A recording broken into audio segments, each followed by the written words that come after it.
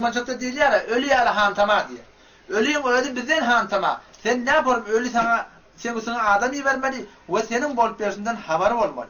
Hemçinan geçeni İmam Rabbani rahmetullahi aleyh öz mektube sedi pencano defter evveline ölüyün hantamalığını kavusa urutunda düşündürüyor. Bir Huday Teala bendenin atada ölüptür şol oğluna namiye diye. An ferzen şibe-i sabırra piş girekti. Sabırlı bol kıyık çıkardıp görmediptir. Piş refteganla be sadaka u dua istiğfar mumeddi muaven başan. Geçelleriniz var şon dua edin şofrunla istiğfar edin. Sadaka verin şol ölüydün kömekçisi olun diptir. O ne bileyim? Kemutara eşeddi ihtiyacet bi imdadi ahya. O ne bileyim ki ölen adamların beter ihtiyacı var diğer adamların kömeğine diptir. Her bir kısmetinde. Ondan sonra hadise aytdı. Mel meyyitu illa kel garik. Peygamber sallallahu aytdı diye ki ölen adam aynı garip olan adam yalak. Yenteziru da'veten telhaquhu min abin ev ummin ev ahin ev sadiqin. Ölen adam muntazir son doğundan, enesinden, atasından, doğasından son yüzünden bir doğa barar deyip diye. Ve behterin hediye ölüğünüze Peygamber sallallahu ne deyiptir? Siz şolan hakkında istiğfar etmekle ya Allah bizim ölümümüzü bağışla deyip aytmak deyiptir. Ama Türkmençilikte diyorlar ki öyle ayan dire gümenliğe, öyle ayan ne vayttığı bir de ki öyle şu an bizim bol peşimizden haber olsun. Öyle ayan yani şu an cennet ayan boltu öllere.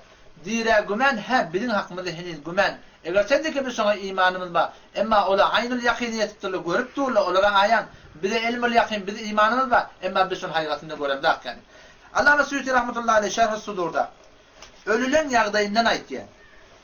Bir iki tane hadis neyse okuyup verin inşallah Teala. Ölür yağdayı ölümden sonra ne yaparım var ya? Sefe'ye deviste bir sünatında geliptir. Peygamber sallallahu aleyhi ve sellem ayetiye diye İnne amalekum tu'radu ala aqaribikum ve aşairikum minel emvat bir şey sizin amallarınız sizin yakın kardeşlerinize ve taifanıza arz ediliyor. Bu da ki öyle gelip bizim bolup yaşımızdan haber olsun. Allah Teala bizim bolup yaşımızı ölümümüze ayan ettiye diye. Fe in kana hayran istabshiru eğer bizim bolup yaşımız kavvasa ola hoş oluyorlar. Ve in kana gayra zalika yok bizim bolup yaşımız günahkarçılık bi namazida, bet namazida, bet hesabida gösterem olsa. قالوا اللهم لا تمتهم حتى تهديهم كما هديتنا. Olur dua et diye kabirde yatan yani ya Allah bizim şu ölümümüzü diğerlerimizi öldürme var. Ta ki şöyle hidayet tafinça hem zinanı ki ya Allah bir hidayet ettin. Şöyle hidayet tafinça ya Allah şöyle öldürme var diye dua et diye.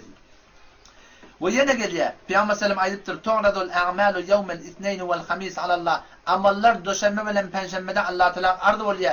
Ve tu'radu alel enbiya ve alel aba vel ummahat yevmel cum'a ve atalara ve peygamberlere ve enelerde amallar ardı oluyor. Cuma'uni bizim bol peşimden haber yok. Amallar ardı oluyor Allah Teala onlara ayan ettiği soruyor. Feyefrahune bi hasenatihim ohum ola bizim bol peşimden hoş oluyorlar diye. Allah Teala soruyor hemen bizim yardımcı soruyor koyuyorlar.